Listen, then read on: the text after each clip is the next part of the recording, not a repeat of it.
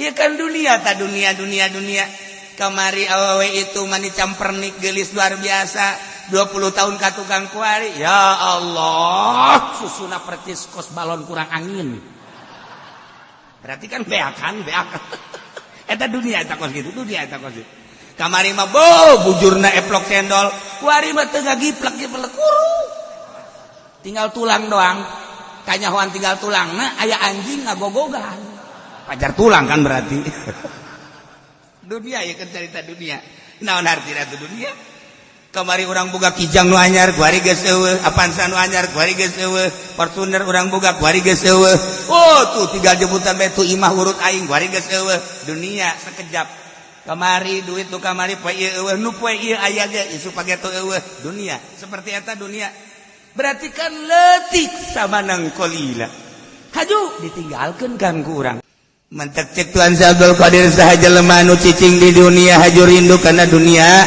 eta mah 100% di akhirat tak bakal cilaka ya Allah sekali deui dengkeun ku celis ya lamun aya jelema cicing di dunia haju kejar-kejaran dunia ngejar dunia rindu terhadap dunia eta mah 100% bakal cilaka di akhiratna kadenge ku celis ya atuh kadenge ja aing ngomong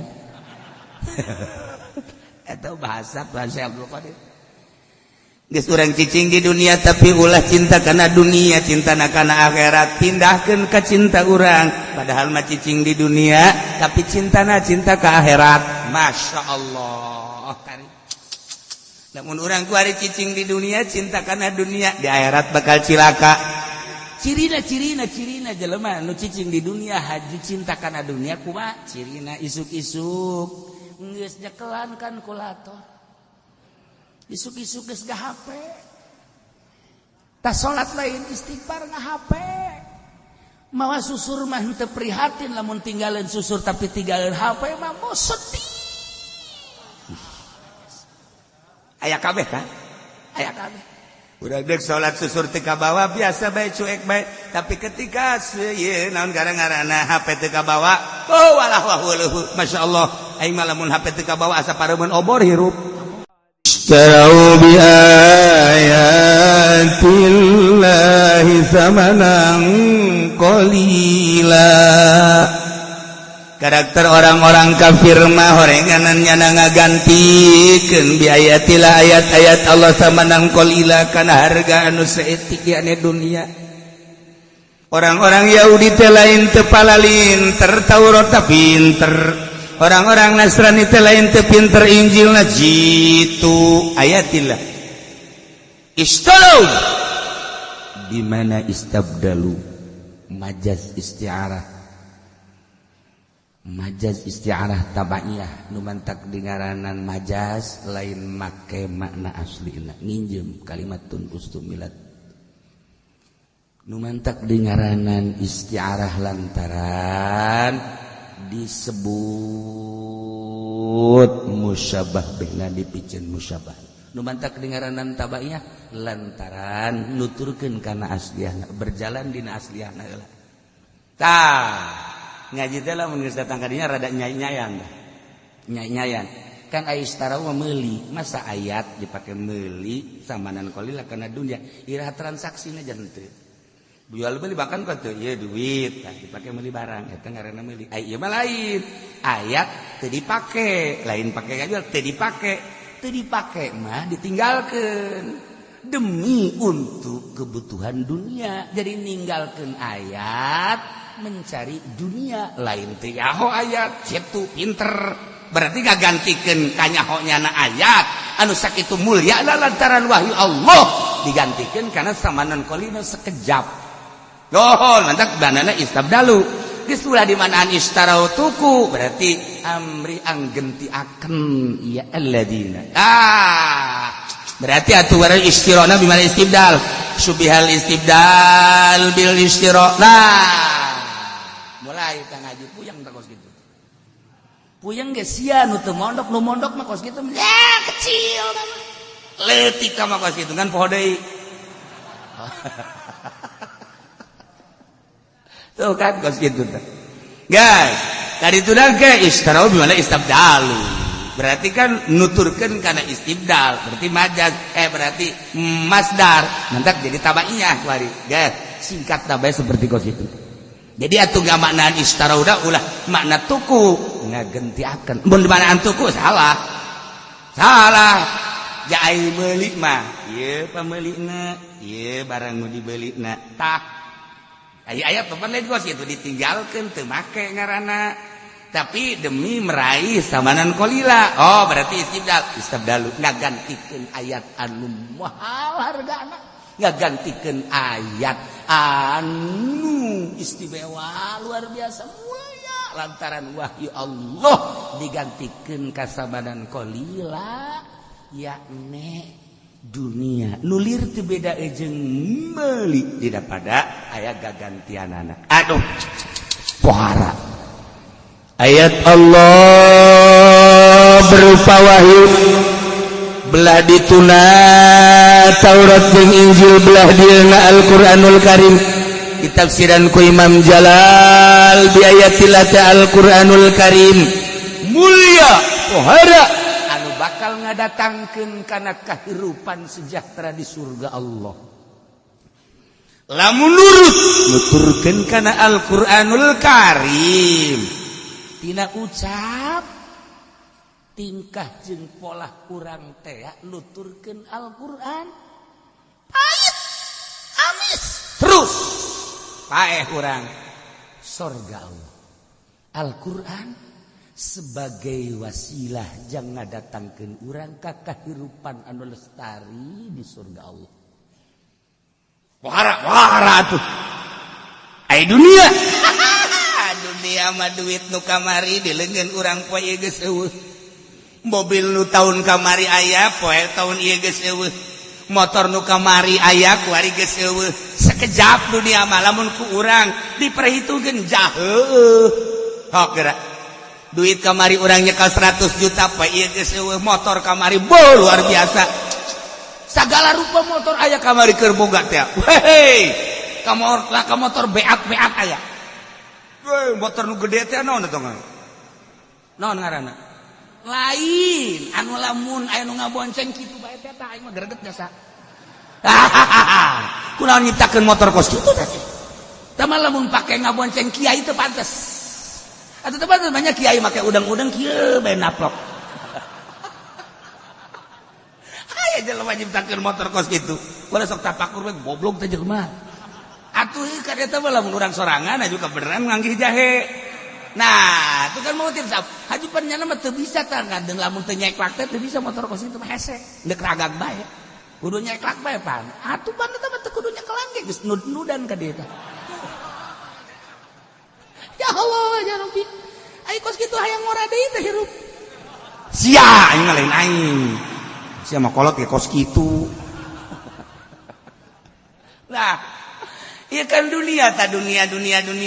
Kamari awewe itu mani campernik geulis luar biasa. 20 tahun ka tukang kuari. Ya Allah, susuna percis kos balon kurang angin. Berarti kan beak.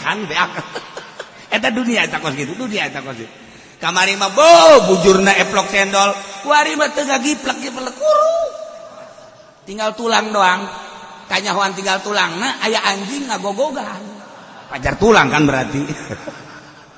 Dunia ya kan cerita dunia. Naon artina tu dunia?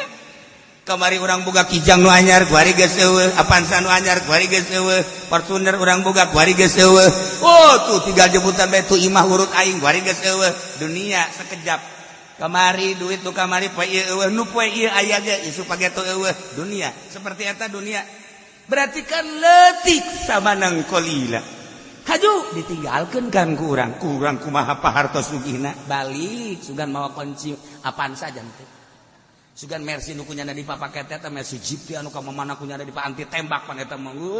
Dibodip sedemikian rupa. Balik ka kuburan sugan kuncina dibawa atau ban setipna.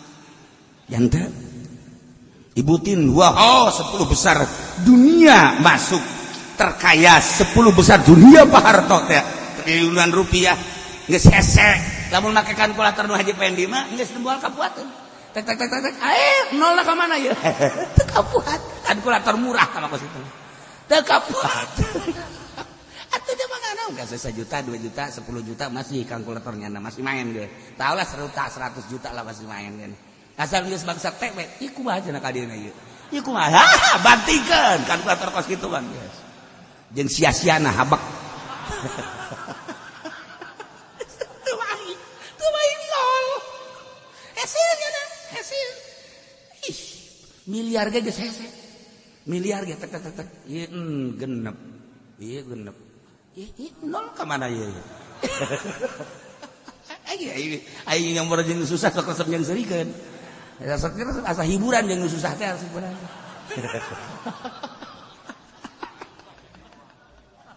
Ya Allah, ya Rabbi susah maka kota ge kajeuleuh kan urang. Lain setelan. Masa make samping make sepatu. Kan teu nyetel eta ngaranna. Samping mah sendal, pakai sepatu. Masya Allah, ayah dia pakai udang-udang, pakai jaket. Kumaha sih teu nyetel teh budak. Mantak zaman SBY eta Agim ieu keur carita nyetel. Agim kan lari pagi jeung SBY pakai udang-udang. Weh, cek ulah ieu ya hebat teh ka anak teh. Hebat peleba mana? Ieu make udang-udang bae. Iya nukasnya bodoh ngaranna. Masa lari make udang-udang. Lari baru lain make udang-udang, lari mah make training, ulah make nanaon, priwit teh trit. Eta pinter gitu ngaranna. Geus eta Agim teh teh zaman SBY. Nya kan diorbitkeun. Lari pagi jeung SBY. Atuh selain salari-lari da ieu teh mah sarua teh ge pencitraan keneh. Ngan ieu mah keur carita make udang-udang salah. Udang-udang mah jang salat. Jang salat ngariung geus teu kudu make udang-udang. Langsung ieu sia mah ngariung make udang-udang aya salat teu make kopiah goblok beure. Teu jawab karena teu nyurup eta ki pudoli kos kitu eta urusan. Teu nyurup. Iya, ieu carita istarau bi ayatillah samanan qalila. Masyaallah. Saha anu bisa maca ayat berarti kan Allah ngagerakeun lain sembarangan. Atawa nu ngadengekeun ayat, ya Allah, lain sembarangan. Nu mantak datang ka reup sare. Eta teh naon ku indah-indah. Mantak kiai lamun datang ka murid HS hebat eta kiai. Bisa menyejukkan hati murid. Pantau geun habak.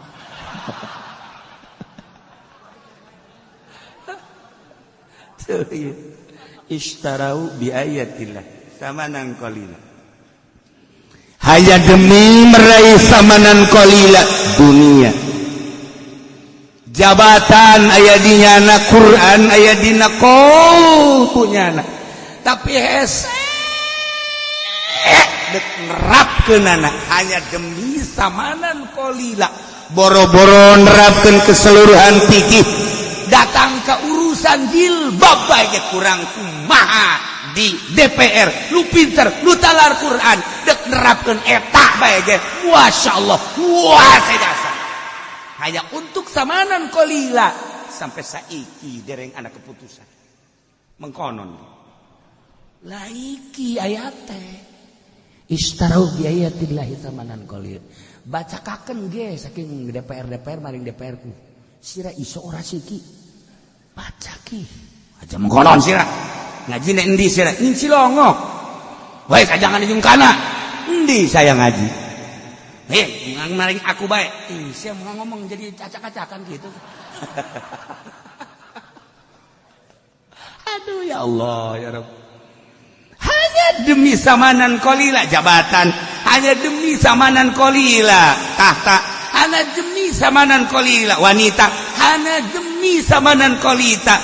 Nah, dengan berbagai samanan qalila dunia ditinggalkan ayat istarau bi ayatillahi samanan qalila. Kajen teh mah batur mah DPR mah emang keur ngojai di neraka tah mah kos kitu mah.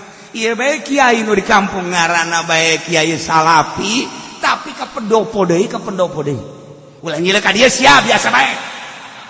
Aing kasinggung. Biasa bae. Hanya samanan qalil.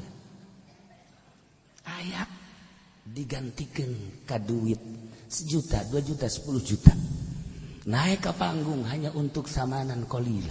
Ishtarau bi ayatillahi tsamanan qalila. Engke kumaha di akhiratna. Tah ieu karakter kafir seperti kitu. Kafir mah jelas kos kitu ishtarau bi ayatillahi tsamanan qalila. Tapi urang kuari nu jekelan Al-Qur'anul Karim demi meraih tsamanan qalila, gereja tanda tangan bae peda aing jadi muui. Demi kelestarian muui daripada aing teh tanda tangan coplok jabatan wani aing mah kajen teuing kumaha ge demi tsamanan qalila kajen teuing di akhirat dibeuleum ge kumaha jabatan aing keur bupati negara urang keur demokrasi aya agama sia agama ulama atuh Islam aing negara demokrasi beratan ka agama sia beratan ka negara sia ulang ngomong kos kitu cenah ieu mah pokona mah kami mendek tanda tangan bae karena kami mah jabatan bupati hanya demi tsamanan qalila jabatan bupati sabaraha tahun sia ngajabat jadi bupati engke dibeuleum sia di neraka jahanam sabaraha halilana istarau bi ayatillahi tsamanan qalila kafir mah geus jelas tapi babatok sia tuh pakai babatok we paling tuh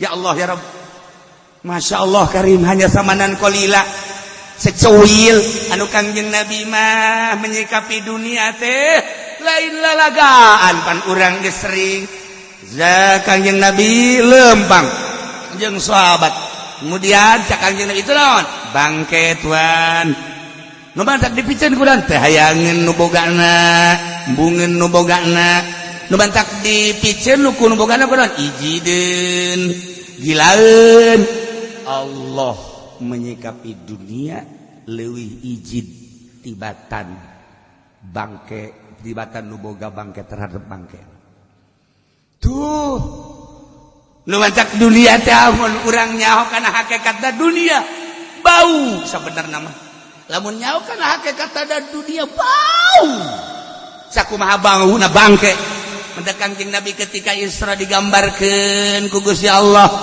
aya seorang ini Nini kan aya nu henteu bengking mah bengking. Nya nini nya bengking. Kan geus eueuh pupurieun. Geus eueuh pupurieun atuh can nini mah nya bongkok, nya kuru bengking. Berarti kan geus eueuh nanaonan tah nini. Saha nu hayang kawin ka nini jadi stadis. Nah, kuari nini. Tapi dipoles, Masya Allah eta ini make lapis ya Allah make lipen weh lipen lagi tengah nama beureum sisina mah hideung dimodif punyana pacar artis ya Allah make shadow ya Allah ya Rabbi ieuna di plat-plat aya beureum-beureuman biasa urang gila kan neuleun ini kos gitu kan gila Masya Allah, iya makanya rencengan biasa. Ya Allah, dadana dibuka, atuh dadana dibuka ge lamun nongtot, ayo mapan ngahelob. Wah, ini parah ini parah. Ya Allah, ya Rabbi. Nah, tapi kan gambaran seperti eta, Kangjeng Nabi digeroadkan ku nini, ya Muhammad anjirni, ya Muhammad anjirni. Tapi Kangjeng Nabi terus baik. Ya Jibril manhaji saya cek malaikat Jibril hiya dunia eta dunia mun maneh nembalan ujianana umat maneh ngojay di dunia kejaranana dunia bae untung maneh teu nembalan Muhammad masyaallah ta eta digambarkeun nini-nininya bengkingnya jore geus eueuh dipang jore-jorena urang lamun kuari aya nini-nini di dieu hiji bae gila urang pasti kararieu bae komo haji pendi mapan tolol jelema pun. Terus kira-kira bau nini. Ai jahe onah punyana dipentang di dieu. Tapi lamun nini geus kararieu bae. Kan ai nini mah bau hangru. Tuh, hapek ya nama tuh. Saya heran nini mah sanajan make esprek bae. Disemprot bisa lah kurang set tetep bae ka ambeul bae. Cek nini wah sia cenah gitu. Marah nini oh nyahuan bae aing sia ka imah ka ambe nah ieu kan gambaran dunia seperti gitu saha nu resepeun ka nini iji ningali nini mah belu nini mah gila ini. Nah, ieu kan dunia, hakikatna dunia seperti eta. Komo mun Kangjeng Nabi ngagambarkeun bangke, masyaallah karim. Mantap, wali-wali Allah geus dibere ilmu hakikat sehingga neuleuh dunia leuwih joret tibatan Kocomberan. Tibatan Kocomberan. Lamun Hasan Basori nyaritakeun perjalanan hirup teh tapi indah Hasan Basori. Perjalanan hirup teh Gusti Allah indah jasa, tentrem jasa, tapi keindahan jeung katentreman teh horenganan engke bakal mawa kacilakaan. Gusti, keindahan jeung katentreman dunia cek Hasan Basori. Keindahan jeung katentreman dunia nu bakal mawa kacilakaan naon hartina Gusti, sapira di dunia teh moal lila Gusti. Bere abdi pandangan terhadap aslina terhadap dunia Gusti cek Hasan Basori. Terus saya ibadah ka Gusti Allah ngadoana seperti eta. Ya Allah ya Rabbi hirup teh tentrem jeung tenang neuleuh dunia teh indah. Neuleuh dunia teh amis. Sakumaha cek Kangjeng Nabi adunya mah huluun khudrun. Dunia mah amis tul hejo. Ku ayeuna sakitu abdi teh ningali dunia teh indah Gusti, tetapi ternyata horenganan bakal mawa kacilakaan. Bere pandangan abdi terhadap aslina dunia Gusti. Ya Allah.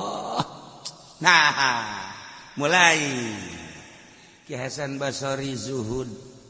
Lalaunan dibere teu hayang kana dunia. Ya Allah, begitu pas dibere ilmu hakikat ku Gusti Allah ningali dunia gila. Sakumaha gilana urang neuleuh Kocomberan. Nyana ngomong deui, ya Allah ya Rabbi, horenganan kagilaan abdi terhadap dunia ieu lah nu bakal mawa kabahagiaan jaga di akhirat. Gusti ulah dicabut pandangan abdi terhadap kagilaan terhadap dunia. Gusti tambahkeun Gusti pandangan mata hati abdi kagilaanana kaijidana terhadap dunia. Sebab kagilaan kaijidan terhadap dunia horenganan anu bakal mawa kebahagiaan jaga di akhirat. Masya Allah. Maot keur mijinak teu hayang jasa kana dunia. Eta bahasa Hasan Basori. Bahasa Tuan Si Abdul Qadir malain Gusti. Sabada abdi dibere ku Gusti, hakikatna dunia dibere nempo mata batin abdi. Ya Allah ya Rabbi horenganan sakumaha nu dicaritakeun ku Gusti, sakumaha nu dicaritakeun ku Rasul Gusti percis abdi ningali dunia kos nini bengki. Tuhan sehat mah, Tuhan saya mah kos dibere nya neuleuh dunia teh kos nini jorek biasa. Teu hayang sabasakali. Mantak cek Tuhan Si Abdul Qadir saha jelema nu cicing di dunia haju rindu kana dunia eta mah 100% di akhirat bakal cilaka. Ya Allah. Sekali deui dengkeun ku jelis ya. Lamun aya jelema cicing di dunia haju kejar-kejaran dunia, ngejar dunia, rindu terhadap dunia, eta mah 100% bakal cilaka di akhiratna. Kadenge ku jelis ya. Atuh kadenge ja aing ngomong. Eta bahasa Tuhan Si Abdul Qadir. Geus urang cicing di dunia tapi ulah cinta kana dunia, cinta kana akhirat, pindahkeun ka cinta urang. Padahal mah cicing di dunia tapi cintana cinta ka akhirat. Masya Allah. Namun urang ku ari cicing di dunia, cinta kana dunia, di akhirat bakal cilaka. Cirina jelema nu cicing di dunia haji cinta kana dunia kumaha? Cirina isuk-isuk geus nyekelan kan kulator. Isuk-isuk geus ngahape. Tas salat lain istighfar ngahape. Mawa susur mah teu prihatin lamun tinggalin susur tapi tinggalin HP mah mau sedih. Aya kabeh kan? Aya kabeh. Urang deuk salat susur teu kabawa biasa bae cuek bae, tapi ketika ieu naon gara-garana HP teu kabawa, oh walah wahuluh. Masyaallah, aing mah lamun HP teu kabawa asa pareumeuh obor hirup. Iri jelema merindukan dunia. Ya Karim, ya Karim, ya Allah, ya Allah, ya Allah. Nah, datang ka mana coba diri orang mencintai jeung merindui dunia sehingga nu cek Tuhan Si Abdul Qadir jelema cicing di dunia, mengejar dunia jeung cinta dunia, jaga di akhirat bakal cilaka. Leuwih bahaya deui mah leuwih jero deui mah ucapan Imam Ghazali. Jelema anu di dunia hirup di dunia masih kena mencintai dunia geus tah mah siap jasa kudu ka neraka. Hiji. Ketika jelema hirup di dunia kuari mencintai akhirat lantaran aya sorga eta ge antara neraka jeung sorga. Imam Ghazali mah parah jasa ieu mah. Parah jasa. Anu salamet kumaha atuh? Anu salamet mah jelema hirup di dunia ulah resep kana dunia, ulah resep ka akhirat. Sorga aya bidadarina jeung kanikmatan ulah pake ka resep tah sapira makhluk. Hiji bae dipake ka resep teh duniana. Allah karang beres. Dicaritakeun unggal minggu ge tetep bae. Nu jadi hayalan teh dunia keneh karak ge beres gaji ulah cinta dunia aju minta doana cenah kiai kula supaya bisnis kula selesai tangkorak sia beneran karak ge beres caritakeun ulah cinta dunia ngaju kiai da kumaha tuh ngadoakeun bae nyana ge kadang-kadang aya perpuluhna kiai goblok masih dia yang perpuluh kene bae. Waya ngadoakeun bae jalain duniana nu jore mah wala tansa nasibaka minad dunya. Cinta terhadap dunia. Nah, urang sebagai khalifah ini ja'ilun fil ardi khalifah. Dijadikeun khalifah teh titah urusan dunia tuh pertanian urusan, tuh gunung urusan, tuh perekonomian urusan, tah negara urusan. Tapi ulah mencintai urusan henteu pernah Kangjeng Nabi kadatangan jelema nu tani titah eureun tanina malah survei Kangjeng Nabi ka petani-petani sing bener tanina penting awas ulah cinta terhadap dunia Allah. Kangjeng Nabi ka pasar Kangjeng Nabi nyaritakeun sing hade dagangna lain eureun dagangna sok pajukeun jang ngabang sok jang syiar moal bisa perang tanpa aya perekonomian sok nu dieureunkeun ku Kangjeng Nabi sugan dagang titah eureun ibadah bae ka Gusti Allah yan teu. Nu dieureunkeun ku Kangjeng Nabi sugan petani titah eureun yan teu. Nu dieureunkeun ku Kangjeng Nabi tina nagara terus tetapi kade ulah mencintai dunia, urus dunia ketika perang modalan tah perang, ketika ngabangun syiar modalan tah eta tah titah kos kitu tah. Lain berarti haji urang cul eagle. Lepas dog-dog. Salah tentu kita ngomongnya. Sepertinya raho. Tah, eta kos karan itu. Jadi urang urusan khalifah urang. Tok urusan. Urang dagang. Sanggeus dagang untung masyaallah ya duit ya. Alhamdulillahirabbil alamin sanu keur ngabangun masjidnya. Oh, itu tuh. Awas ya, salila di aing aya keramik bagian aing, kenteng bagian aing, semen bagian aing, pasir bagian aing. Tah anu ngabiayaan tukang bas geus bagian aing. Ai kami mana? Geus ulah sia mah milu bae jeung aing ke. Di aing loba keneh duit. Tah eta kos kitu kan mantep, ngadengena ngeunaheun ge ngadengena. Buktina jauh. Mana? Kita keramik bae hese. Oh keramik bagian mang haji. Hayu ukur bae geus ukur. Ukur aya sabaraha? Ieu teh mang haji teh. Geus besi aya nu rek nyumbang teu lah ka aing bandari. Geus aya cenah ieu aya setengahna mang haji jakabehna ieu kan aya 1000 meter. Ieu geus aya kabeli 600. 400 meter deui. Manya nu 600 kabeli 400 kabeli. Bararodo sia mah. Neraka jahanam. Ya Allah ya Rabb. Dunia sing ade. Jadi dunia mah hina, dunia mah ijin, dunia mah sekejap.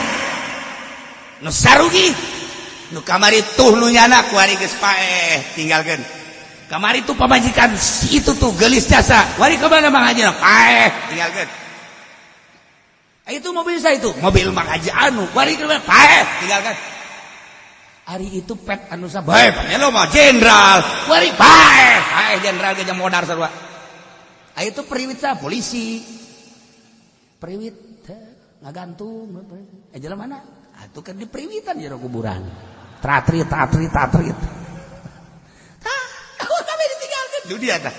Sok radapan geura kurang jaheunya. dunia nu urang aya keneh ge duit nu kamari poe ieu nu ieu aya ge isuk bakal motor kitu keneh geus sabaraha kali gontor geus sabaraha kali ganti ternyata harengkos kitu dunia mah ngitulah mobil yang motor ya tanah dan lain sebagainya kadang jadi nu urang jadi nu batur kadang jadi nu batur jadi nu urang ya dunia tinggalkeun paeh ditinggalkeun sekejap jabatan nu kamari jadi presiden kuari geus eueuh kamari jadi menteri kuari geus teu kamari jadi gubernur kuari geus teu jadi bupati geus teu berarti kan sekejap tapi ayat Allah mah ayat Allah terus bae sebab ieu mah qadim nu bakal ngadatangkeun hamba-hambana ka surga Allah tapi kafir wanieun ngagantikeun ayat anu mulya nu agung digantikeun ka samanan qalila na'udzubillah min zalik ieu sia urang sing hade urang istarau bi ayatillahi samanan qalila kuari we di DPR hanya untuk samanan qalila kabeh ge dilepaskeun kabeh ayat-ayat Allah mantap lamun nyanda jadi PR paeh masyaallah naudzubillah min zalik wallahu a'lam sebab naon teu make aya make kepentingan demi samanan qalila eta bae geus dirumus bahaya jasa gali geura DPR paeh gali saminggu buka geura mun teu bilatungan teu teu bilatungan kanjeng hukuman namun teu make ayatillah istarau bi ayatillah samanan hanya demi samanan qalila aja atuh lain DPR bae sia ge sarua bae nu ngridit eta teu make ayatillah ayat Allah ngaharamkeun riba teh nu kos kitu tapi demi samanan qalila yang boga mobil tah yang boga mobil teh samanan qalila kajen lah ngridit ge demi samanan qalila paeh lah di sate sia kajen buku sate embes deui sate sia masyaallah dari istarau bi ayatillahi thamanan qalila fasaddu an sabilih ngagantikeun ayat-ayat Allah yakni Al-Qur'anul Karim anu agung anu mulya nu maha baqo digantikeun samanan qalila kana dunia anu sekejap sekejap teh sekejap na deui ya netaraku ninggalkeun maranehna kana ayat demi untuk memuaskan syahwat jeung hawa wanin kafir mah fasaddu an sabili ngahalangan na agama Allah disebut kafir Nasrani Yahudi ieu urang nu nyekelan agama urang nyekelan ayat-ayat suci Al-Qur'anul Karim pedah urang jadi pamarentah wanian fasaddu an sabili ngahalangan tina agama Allah atuh geus cilaka mantap urang lamun jadi muhi hese-hese eta ketika aya usulan-usulan ti kafir kumaha coba menjadi pamarentah ye cerita mah eta mah kan birokrasi aya teh mah henteu atuh pan banyak kapan kudu akur ai iman teh atas diku bil lisan binutki bil lisan wa tasdik bil jinan ngaranna iman anu sampurna ucapan jeung hate jeung pagawean akur cek urang Karawang mah ceplak jeung tapak akur iya tuh siapa pan ceplak doang tapak mah henteu tah kan kos kitu dah besi bae nu ngomong ka kitu teh makan sekala kadar birokrasi cek jadi hate me inkar tanda tangan bae ieu teh tanda tangan teh pagawean ngaranna ngaridoan mata kurang kudu sasalaman kita tasafahu baina rijalikum sok sasalaman namun memang ieu waktuna bagus namun memang kudu sasalaman urang duaan sasalaman eta teh ditanya ya Rasulullah aya sasalaman naon sasalaman teh ngabuktikeun hate urang eueuh nanaon jeung manehanana dibuktikeun secara simbolis ku sasalaman tek masyaallah komo urang Arab blak blak blak ya Allah tambah deui urang Arab anu selon mah jeung tarang blak muncul nur bek sagrege ya leuwih teuing ka mah eta secara simbolis jadi hate geus dihampura itu naon jeung urang sasalaman plak nah ieu secara simbolis urang lamun jual beli atuh geus bae tamang duit tah tah simbolis naon make tarima meuli nyaman jadi itu tarima ngajual ijab kabul eta adalah simbolis tina tarodin teh silih ridwan kula boga duit tah duit jang meuli mamang boga barang tah barangna tarodin ngaranna silih ridwan secara simbolis dah tarima meulinya mang itu tarima meulinya mang nah geus beres tah kos kitu tah eta gara jual beli syariat mantep jasa kuari mah pan urang meuli nyokotan bawa ka kasa ka ditu ngantri ka ditu nyanana make kaca dek tarima meuli jeung saha hese i ala Yahudi tak urang teh kuari mah pasodoan sabili Yahudi teh ngahalangan tina jalan Allah lamun secara langsung moal bisa langsung kunyada dipantau yeun sabar subur dijieun minimarket dijieun supermarket dan lain sebagainya sekian tingkat belanja di handap bayar di luhur eueuh transaksi tarima jual tarima ieu ge termasuk pasodoan sabili ishtaru bi ayatillahi tsamanan qalila pasodoan sabili carana pasodoan sabili urang di berbagai-bagai geus puguh diperpolitikan kunyada dihalangan tina jalan Allah DPR tinggal DPR talar Quran tinggal tepal Quran sabaraha DPR urang nu talar Quran tapi lain talarna merealisasikan anak ayat henteu ternyata eleh urang atuh berarti ku demokrasi demokrasi buatan Quran apa lain berarti pasodoan sabili Quran teh supaya nerapkeun undang-undang Al-Qur'anul Karim ternyata maka demokrasi henteu katerapkeun berarti demokrasi teh termasuk pasodoan sabili anu terus menikmati demokrasi atuh neraka ayo sia ya ulah kitu cenah nyurana surahkeun ku sia aing ngadanyakeun salah awas ya kan pentung sia kowe sarahkeun sia ayo surahkeun ku sia geus lain make peureup deui golok bae aing calangap sia di barang sana itu kuat ieu kakarake ieu ilmu zahir tafsir zahir urang namun nyaritakeun tafsir hakiki mah murikak bulu tafsir teh kapan aya tafsir zahir padahal ieu kabeh ieu Jalalain Sawi Ayatul Ahkam kemudian gitu tafsir naon kitu ngaranna Qurtubi tafsir berbagai eta zahir tapi lamun ayat tafsir Syafi'i anu mengarah kana hakikat tafsir hakikat aya karangan Imam Syafi'i ayo Imam kitu Maliki tafsir hakikatna masyaallah tuh aya bahasa sababaraha naon kitu ngaranna sababaraha sahabat anu nafsiranana langsung make hakikat urang mah lamun nafsiran ayat anu eta bae ayat-ayat naon kitu ngaranna ayat Ramadan wa in kuntum marḍaa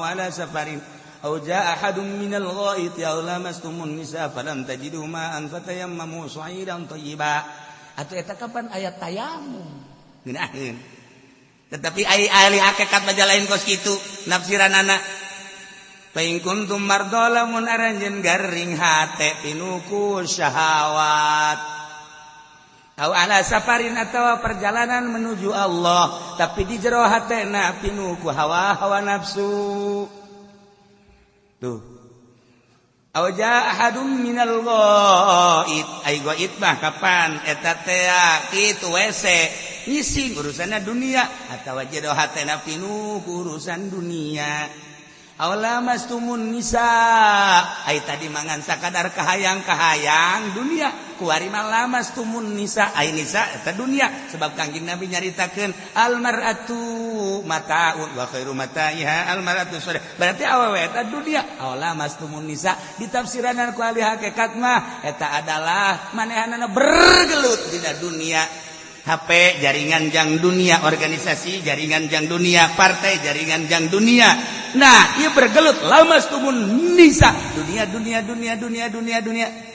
Falam tajidu ma'an hajun temanggihan jelema ma'an teh cai tapi jelema anu yang ngaluruskeun ya ne Kangjeng Nabi teka zamanan Kangjeng Nabi ma'an teh falam tajidu ma'an temanggihan Kangjeng Nabi sahabat temanggihan ka sahabat tabiin temanggihan ka tabiin jang ngaluruskeun anak guru mursyid falam tajidu ma'an teka pagi jeung jelema-jelema nu ngalempengkeun ngabersihan kolbu Fatayammamu sa'idan thayyiba. Tayamum bae geus ulah make cai. Cara tayamumna kumaha? Terserah. Gerak guru mursyid anu nyahueun. Oh, siapa penyakitna ieu? Tayamuman. Nah, Haji Pendi, ya, hadir, sia hadir. Nyokot lebu. Nu loba. Sakumaha lobana sakintal. Kumaha ieu hayu sih mah mending dilebuan langsung. Nggak, lebuan. Nah, gali heula aja lebuan. Paeh di dinya kajeun cenah paeh. Si wadehem sagala rupa. Eta urang we. Ieu lamun urang nyaritakeun ayat per ayat. Masya Allah. Urang lamun nyaritakeun wa huwa ma'akum aina ma kuntum make hakikat ya Allah ya Rabbi geus teu daya teu upaya. Teu daya teu upaya teh aya tafsir hakikat anu dibaca kudu ku ahlina sebab besi salah. Ieu ge sarua. Istarau bi ayatillah make majaz heula eta teh jang notor kana makna hakikat. Di mana anku istarau salah lantaran isyra mah engkena bakal aya timbal balik. Tapi kapan ieu mah istibdal geus mulai make majaz. Ieu ge geus bagian daripada mengetahui secuil hakikat. Kuari sebab make korena kapan. Nah, istarau ngagantikeun ayat yakni Gusti Allah. An ayat Allah teh Gusti Allah. Kok bisa pas gitu sih? Kapan urang teh kabeh tercipta ti Gusti Allah teh tina cahayana nyokot ku Kang dibikeun ka Kangjeng Nabi. Tina cahaya Kangjeng Nabi jadi alam. Ieu teh kapan cahaya Kangjeng Nabi aslina mah kapan Gusti Allah? Ayat. Mantap kabeh jadi ayat ya teh. Gunung ayat Allah, laut ayat Allah, tatangkalan ayat Allah, urang ge ayat Allah. Lumatak urang ayat Allah. Geus lamun urang nempo secara zahir jelema, lamun secara batin ieu teh tajalli Allah. Ah, geus luhur tah. Tajalli teh. Aya ge di lembur mah haji sajali. Ieu mah tajalli. Tah, ieu kan Gusti Allah bisa. Ai eta sia hirup ai hirup usaha nu Allah atuh tajalli Allah di sini. Ai gerak nang saha nang Allah. Bisa henteu lamun ku Allah teh gerakeun atuh henteu. Berarti kan tajalli Allah digerak nu aya di sia. Tapi urang mah can datang kan ka dinya. Kulantaran can datang nu kadeuleu teh si eta bae, udin bae. Haji Pendi bae. Kadeuleu bae ungkug-ungkugan leumpang si eta bae. Can datang urang, tapi eta sebenarnya mah ayat Allah, tajalli Allah di eta. Nah, ieu kan istarau bi ayatillahi tamanan qalila. Nah, lamun keur nyaritakeun tamanan qalila, gambaran tamanan qalila. Kangjeng Nabi mun nyaritakeun sorga, tep terasa urang aya di sorga. Ketika ngagambarkeun dunia lu hina, terasa hina dunia teh sehingga leuwih tibatan bangke kahinaan dunia. Loh, urang teh keur di majelis heulah. Kaluar bae sendal leungit marah. Eta dunia teh. Goblok. Sendal aing sendal kulit. Siap. Bok. Hei.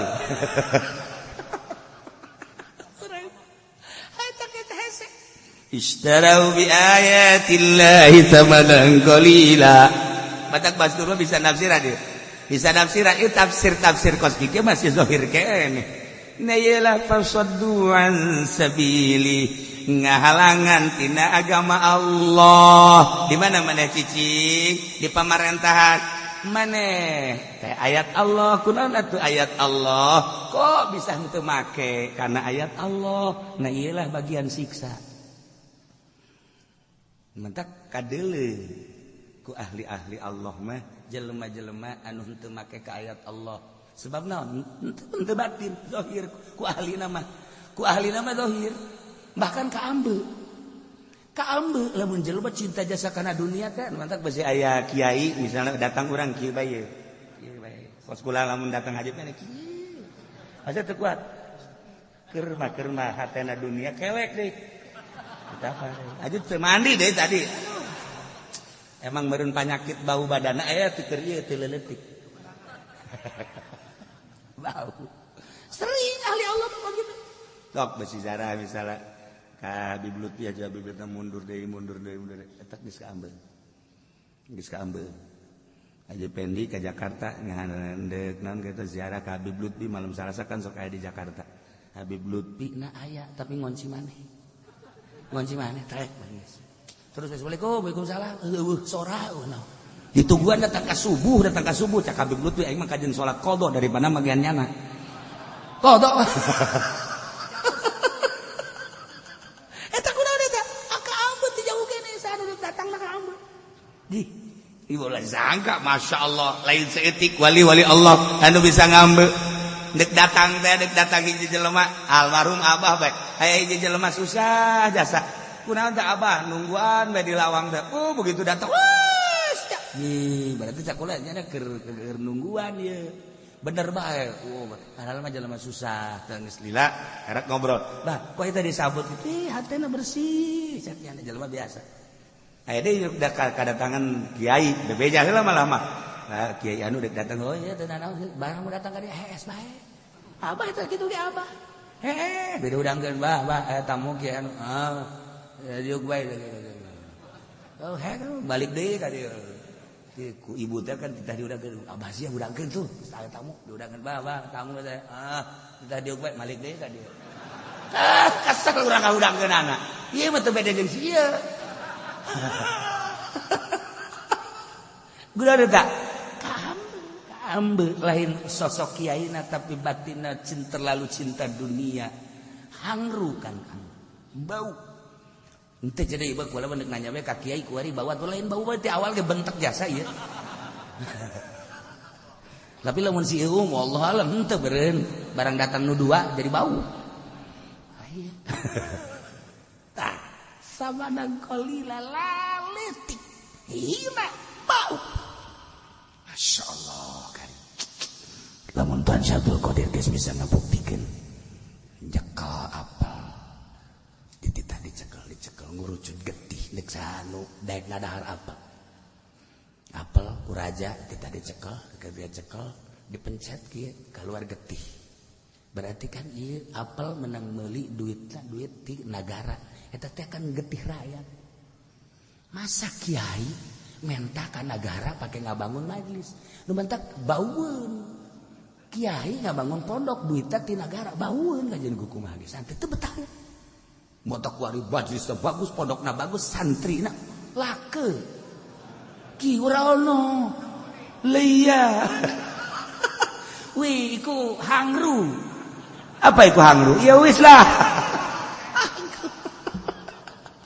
tah komo dahareun komo didahar ku urang eta gambaran-gambaran ahli hakikat masyaallah karim nah ieu mah fasadduan sabili ngahalangan deui tidak lempangna agama Allah luhurna agama Allah dihalangan ya Allah ya Rabbi di negara behulanan guari mah soal jilbab bae dipermasalahkeun berarti kan pasoduan sabili ayo raramean ulah kunaon anu make cangcutna kita dipermasalahkeun make cangcut teh dimasalahkeun susu kadang sapotong teh dimasalahkeun malah mah di DPR dibahas jangan sepotong semua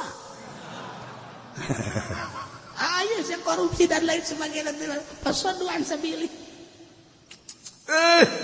dalam rangka pasoduan sabili urawa kan eta kakarak ngabahas ala kadar nah kuari secara politisnya pasoduan sabili kumaha ekonomi secara ekonomi pasoduan sabili kumaha urang mah nu jelas-jelasan teh larangan-larangan zahir tapi kan di negara mah lain make aturan-aturan pasoduan sabili urang di jerona aya cilaka kajennya nama keur ngurusan negara tapi ai kiai teh mah atuh cukup bae ku ngadoakeun nu penting tentrem nu penting aman jauh presiden mah bahaya menteri atuh cilaka nunggu urusan atuh teu kumaha ngan urang ulah terlibat urang mah ngadoakeun balalanderna bae beres geus kitu ulah sok hajupu nya nguyup nya nguah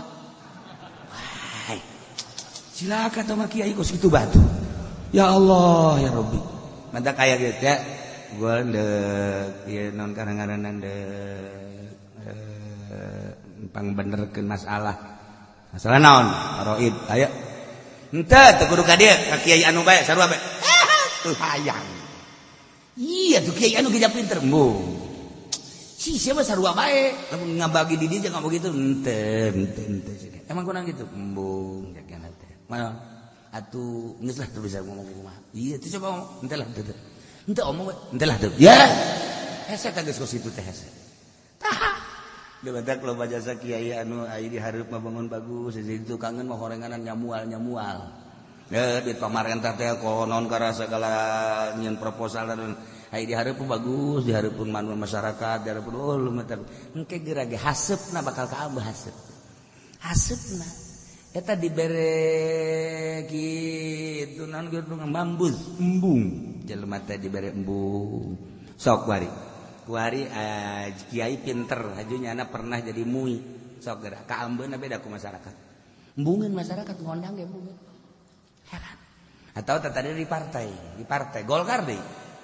Henteu aya nu nitahan ngan ngambe batin teh ngambung lah. Lain kiai teh mah. Naon emang eta? Ore koros. Tuh, kebal-kebal tukang ceramah ge sarua. Kebal-kebal ge bener ge mah gua. Beneran ya. Ih, bener kasar. Tukang ceramah ge sarua bae. Sarua sebab di benak hatina dunia. Sok geura. Teu kudu dibejaan ku kula. Teu kudu disebutan kiai anu tukang ceramah kakolotakeun tetep bae ceramah. Deleukeun kaambean ku masyarakat moal.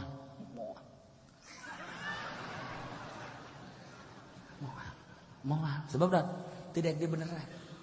Lain ceramahna hubud dunia.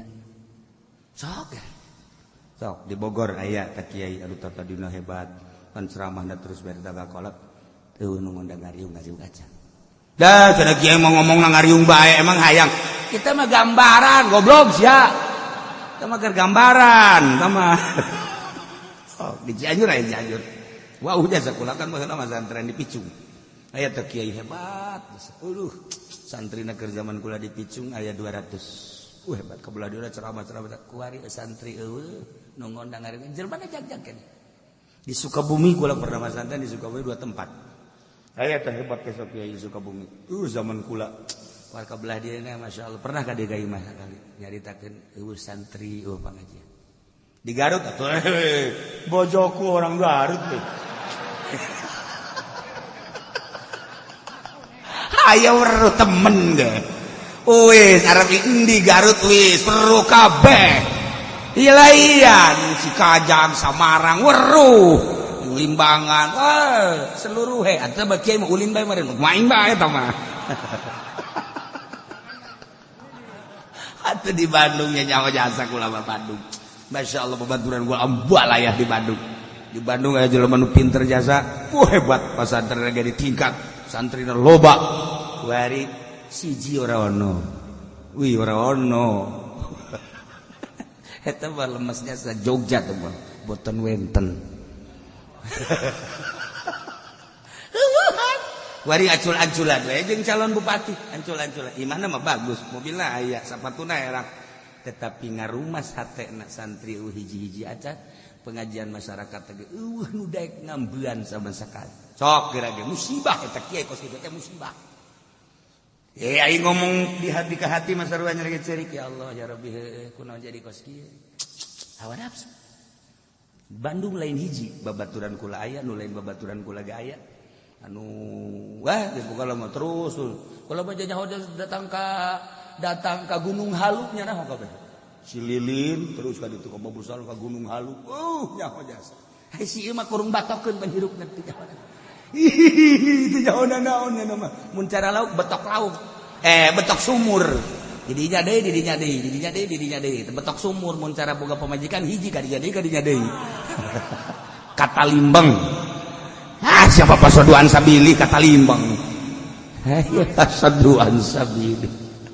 Maksudna naon sing hade ieu urang katitipan ilmu kade ulah datang ka pasoduan sabili. Kade ulah dong kiai emang kiai ngaharamkeun naon ngaranna ngeureud ya saanu ngaharamkeun henteu kiai mah kalah ulah sok sempit-sempit teuing emang kita bukan hiji gas kredit ye tanggung jawab di akhirat jeung mama ambo mama ngojai di neraka babarengan ulah sok sambarangan fasadduan sabili innahum sama kanu ya'malun eta lah jelema-jelema kafir-kafir panggoreng-goreng ngapagawean nu dipigawe ku manehana naon saduan sabilih ya yarkubuna fi mu'minin kafir matara aya ngaraksa ngajaga ngariksa dede ka para mukminin henteu aya sugan aya kakarabatan teu aya illa waladim janji-janji sugan ditepet teu aya kafir karakter kafir seperti eta ialah wa ulaika humul mu'tadun jelema-jelema eta lah anu moal liwat wates buang kawarah luar biasa nu jadi bahan ruhak neraka. Naudzubillah min dalik. Mudah-mudahan orang kabehan dibere benta mata hate sehingga orang gede hampura bisa tobat ka Gusti Allah ngaku kana kasalahan-kasalahan ja orang mah manusia biasa tapi orang bisa tobat ka Gusti Allah sehingga karasa tetesan tiisna tobat diterima tobat orang ku Gusti Allah tur bisa ningkatkeun ibadah ka Gusti Allah deket jeung Gusti Allah cinta ka para ahli-ahli Allah ngajauhan ka para musuh-musuh Allah sehingga urang maot husnul khotimah cirian kitabna urang mudah-mudahan ke tahun hareup urang bisa kapanggih deui di minggu hareup urang ngaji ngabahas tentang puasa iraha tanggal hijina menurut hisab qot'i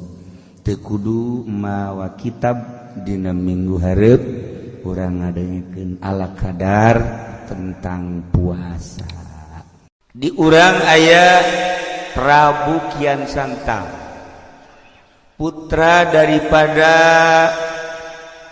Prabu Siliwangi putra daripada Prabu Kitu Satwu Kencana putra daripada Pajajaran jadi ti kerajaan Pajajaran dek nanya kamu Haji Pendi ai kerajaan Pajajaran letakna di daerah mana Bandung tuh kan tambah pasar Pajajaran ya Allah numantak ulah disangkanya na diajak ku Haji Agus Haji sarua pinter atuh teu diajak mah jeung lain teu dibere nyaho isuk-isuk dibere nyaho lohor geus eueuh magrib dibere nyaho atuh jam 12 geus eueuh eta ilmu bisa kitu ilmu la iyalah para jamaah kaum muslimin wal muslimat rahimakumullah singkat nabai mah tahun 1315 Masehi diangkat Prabu Kian Santang jadi panglima perang kulantaran nyana diangkat jadi panglima nyana neangan musuh di Bogor sahanu jago di Jawa Barat sahanu jago di luar Jawa Barat sahanu jago bebejalah ka bapana Prabu Siliwangi abah kula diangkat jadi jelema sebagai panglima perang asana datang ka saat ieu can nyaho ka getih kula hayang nyaho ka getih kula tunjukkeun bejakeun sahanu panggagahna khususnya di Jawa Barat umum nama di Indonesia atau di dunia eta bapana teu bisa ngajawab cek bapana eueuh deui nu panggagahna nu mantak anjeun diangkat jadi panglima teh saat ieu mah anjeun nu panggagahna eueuh deui perang jeung saha bage moal anu mahi ka anjeun mah keur ngobrol kitu jol aya aki-aki cak aki-aki teh ulah gitu sebab dunia lain Indonesia doang kerajaan lain di Indonesia hungkul bisi hayang nyaho nu gagah ieu panggagahna sadunya eta ayana di Mekah ngaranna sahaki ngaranna Sayyidina Ali barang geus gabejaan kitu les eueuh aki-aki nyana terus bae neangan jalan ke Mekah yang gapanggih jeung Sidina Ali padahal Sidina Ali teh kapan geus maot jauh. Iyalah kehebatan Sidina Ali. Karramallahu wajhah. Di alam barzah nya nama bisa muncul. Nya neangan jalan kumaha carana hayang ka Mekah. Dipapatkeun ilmuna. Eta mah sarua ilmu eta mah sebab nya encan Islam jeung ilmu nu dicekel ku Haji Pendi. Nah, eta babacaan agak boro-boro urang jing ge teu ngartieun. Eta hebat Haji Pendi. Nu mantep nyana kukula dianggap bisa bahasa eta, bahasa jin nyana ge termasuk min jumlatihi. Akhirnya dibaca babacaan eta langsung sehiber datanglah ka Jidah. Begitu datang ke Jidah luak liuk tanyaeun eueuh.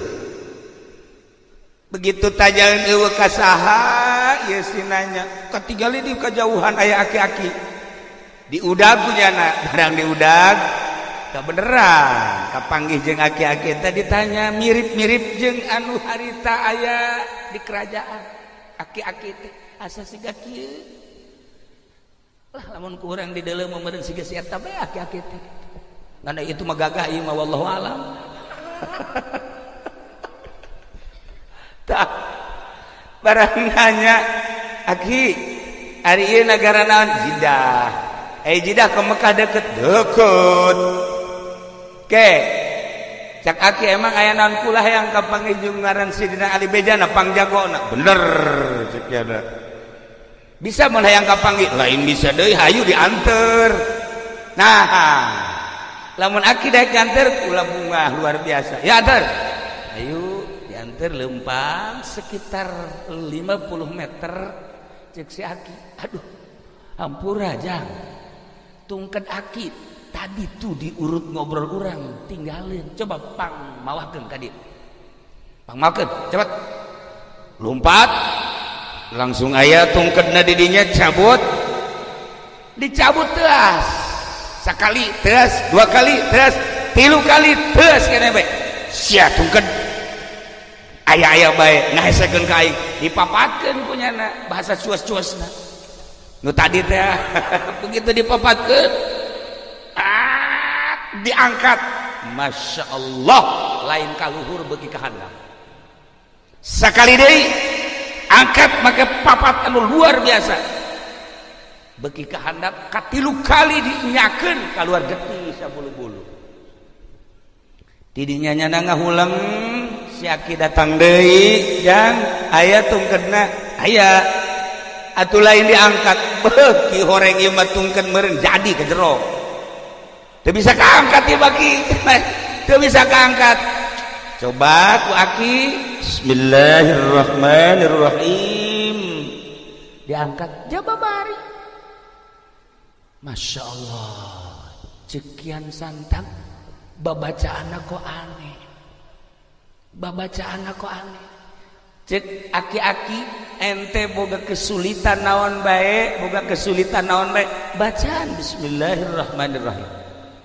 lawang hese dibukana sok bacaan bismillahirrahmanirrahim mantap Haji Pendi pernah harita lawang na dikunci maca bismillah ngencengan horegan bismillah ge lain sa bismillah nah lamun bismillah make sungut doang mah atuh pamalingan ge bisaeun atuh pamalingan ge bisaeun DPR ge bisaeun maca bismillah atuh pan wallahu alam ka ditu mah dia pemerintah ge aya dik ceramah maca bismillah heula ngan nyaho ingetna ka Allah eta bismillah nyaho ingetna ka mana coba ih pemerintah sia mah jahe dasar pikiranna ka jahe mah waduh dasar pemajikan keur maot geus maot inget ka dinya bae berarti bener ya mah tadi di mobil gitu kira-kira di Cikarang aya tuh aya mah aya sanu daekeun ya Allah ya Rabb nah bacaan bismillah akhirna nanyakeun manehna ki baca bismillah eta aya syarat teh lamun hayang manjur aya syaratna kumaha syaratna kudu maca 2 kalimat syahadat. Nah engke bae heula kita mah urusan maca 2 kalimat syahadat penting kula kapanggih heula jeung Sidina Ali. Hayu ai kapanggih jeung Sidina Ali mah hayu diajak ku si Aki lempang di jalan aya nu nanya cek nu nanya teh Tuan Ali bunyi di mana kagetnya ti anu lempang deui teh aya nu nanya Sida Ali di mana mun bahasa urang kan bahasa Arab ti anu beki pertanyaan bae dina hatena asal ieu Sidina Ali asal ieu cek 3 kali jelema nya sasalaman nya nanya nya pelukan akhirna nya nanya ka ieu kanu katilu mun cek urang mah ari ieu emang saha masih ieu Sidina Ali masyaallah cek atuh langsung ditangkep atuh lain bebe jati tadi misin-misin kula bae paingan eta tungkeun ku kula diangkat teu bisa aju ku anjeun mah bisa nah kuari geus kajahoan bahwa kula Sidina Ali ente kan di Indonesia teh neuk neangan jago neuk hayang tarung henteu boro-boro tarung jeung jelema ngangkat tungkeun geus teu kuat tah jelema arif wali Allah kekasih Allah teu kudu gelut deuk dakwah teh ngarupa bah henteu kudu woh boros atuh ieu mah ieu tadi pendi mun dakwah lain ngalobaan Islam lain ngalobaan lain yakin ngalobaan lain bahkan anak nage arindit ayelah akibat lalagaan dakwah nu asli seperti tadi bil ahwal bil af'al karak bil aqwal Masya Allah karim kos gitulah akhirnya dipeluk sangat jadi peluk ulah minta jampe nu tadi cek Sidina Ali bisa dibikin jampe nu tadi asal maca 2 kalimat syahadat ayeuna kaula dek baca 2 kalimat syahadat sok dibaca asyhadu an la ilaha illallah wa asyhadu anna muhammadar rasulullah beres langsung berangkat ke Indonesia hibar teu bisa lantaran babacaan anak nu tadi makan babacaan Hindu kuari makan geus Islam kunyana dibaca babacaan anu tadi teu manyur akhirnya maca bismillahirrahmanirrahim rada hampang tapi can bisa hibar rada hampang coba Bang Haji bismillah coba kikituan coba baca sekali baca 2 kali 3 kali dibere cara ku Sidina Ali hei anjeun teh ayeuna geus Islam deuk hiber ka Indonesia moal bisa make bahasa jeung wirid anu sok dipake ku anjeun bacalah bismillah jeung bacalah ieu wali bejakeun anu ieu nama bismillah na baca 9 kali ulah napas tambahan baca ieu beureum sok berangkat dibaca sesuai jeung perintah Sidina Ali datanglah ke Bogor tidinya menghadap ke bapakna bebeja bahwa kaula selama ieu teu aya nang tangan Sidina Ali nu gagah teh ternyata lain sembarangan horeng gagah teh gagah zahiran wa batinan kula geus asup Islam bendulah Prabu Siliwangi akhirna indit Prabu Siliwangi geus teh indit tetep bae anjeunna kan diangkat jadi panglima terus dakwahnya terus ngajakan Islam ngan harita aya jelema nu ngomong Prabu ari anu Islam mah biasana sok disundatan nah cek kula ge inget kula ge harita ku Sidina Ali disundatan cek nya maka wari ente nu paheula disundatan mangga disundatan kunyana disundatan kabeh henteu disesakeun jeung pamajikanna jeung tunggul-tunggulna bea kabeh didinya lah langsung ngagoler bae atuh kabeh bea maka pas di daerah anu disundatan paeh teh eta teh lemburna ngaranna Islam Salam Islam Salam nah atawa Islam Nunggal Islam nunggal nuka belah dieuna dibahasakeun ku urang Garut mas salam nunggal. Tadi nama Islam nunggal kulantaran rada hese dilempekeun salam nunggal. Tidinya Sidina Ali ke Mekah deui hayang kapagih jeung Sidina Ali lantaran nu disundatan paeh bebeja nyana yang Ali hampura kula di ditu nyundatan kok kula mah teu paeh.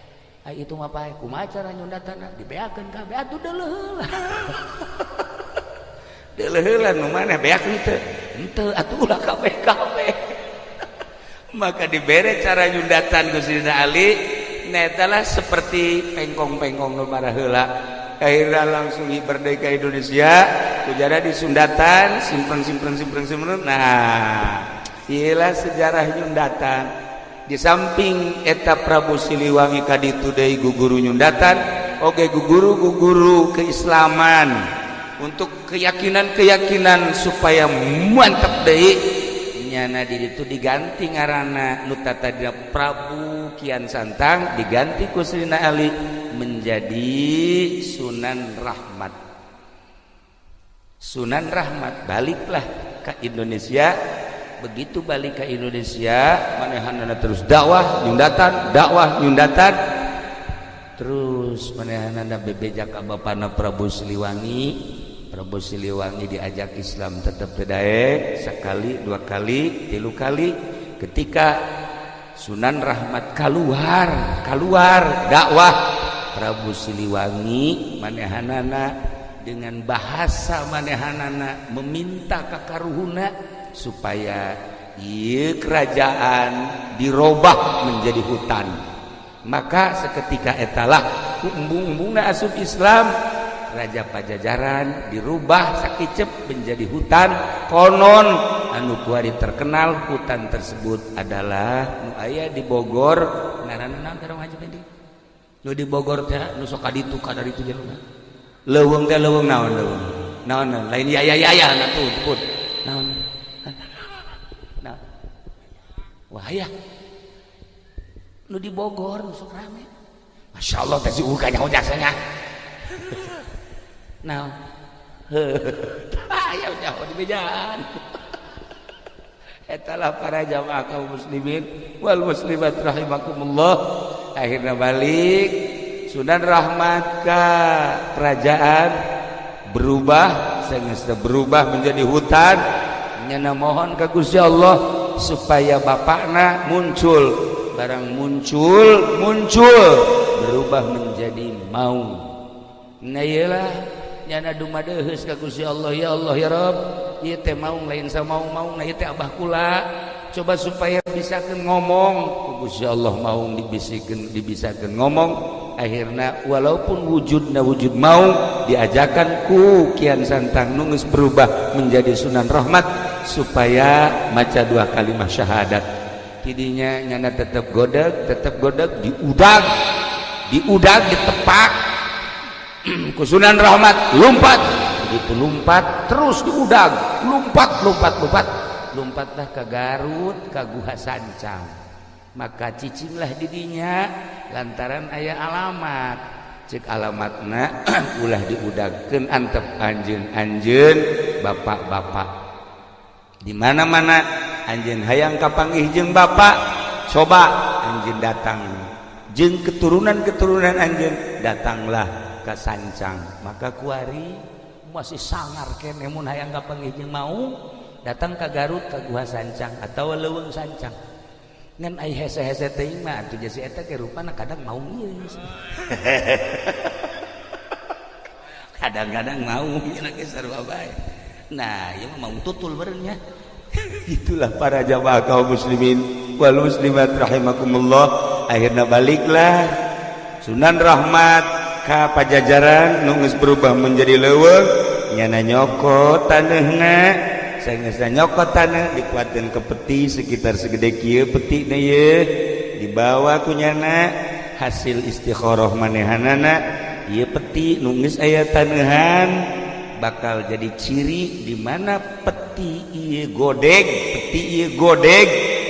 teh oyag-oyagan robah berarti kula cicing didinya tafakur sampai maut dibawalah ke Gunung Tasikmalaya, ditenden didinya selama 1 minggu terobah tegodeg, dibawa deui ke Gunung Cirebon, Gunung Ciremai, dibawa ditenden deui dihareup nyana bertafakur ka Gusti Allah saminggu cicing bae terobah tegodeg, dibawalah ke Gunung Suci Garut, ditenden ka karak sapeting doang ieu geus godeg. Nah berarti kaula kudu cicing di dieu dirobah godeg teh menjadi godog.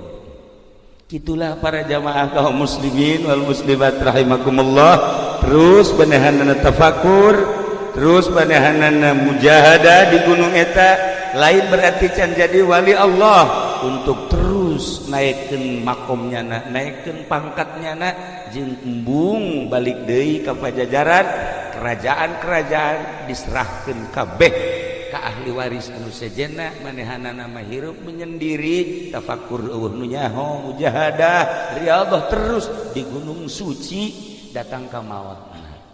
Gitulah para jamaah muslimin wal muslimat, cerita asal usul tentang nyundatan. Berkeliaranlah akhirnya guru-guru anu bisa nyundatan asli dari Sunan Rahmat, terus ke Karawang, terus ke Cikarang, terus ke Tangerang, terus ke Serang, terus ke mana-mana. Baheula mah di Sundatan sekaligus aya babacaan khusus di Sunan Rahmat di dituna ti Sayyidina Ali karramallahu wajhah. Gitulah para jamaah kaum muslimin wal muslimat rahimakumullah, maka maotlah anjeunna di luhur gunung suci godog entar tadina godeg, kemudian aslina nyana ngaran Prabu Kian Santang, dirobah diganti ku Sayyidina Ali menjadi Sunan Rahmat Suci Godog, berarti keturunan Pajajaran. Nah iyalah anu terus dakwah, alhamdulillah Jawa Barat khususna umumna nyebrang terus ke Lampung, terus ke Kalimantan, ialah Sunan Rahmat Suci nunyana mengakhiri hirupna sorangan di luhur gunung.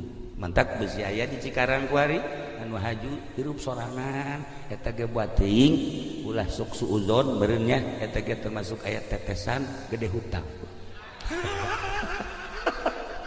Gitulah para jamaah kaum muslimin wal muslimat rahimakumullah.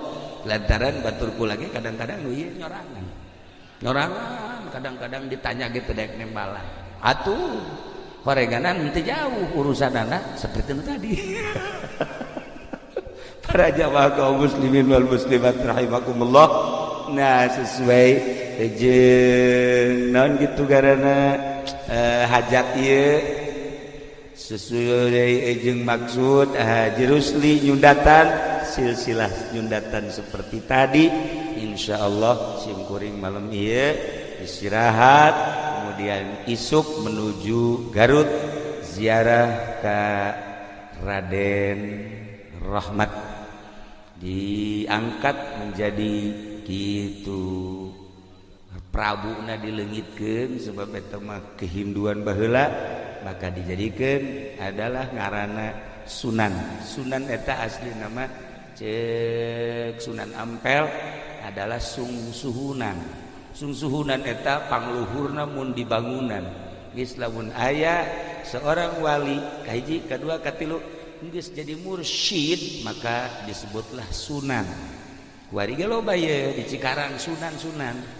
Loba alhamdulillah gua ge ngadeng Karawang, Cikarang geus loba Sunan ye. Masyaallah karim.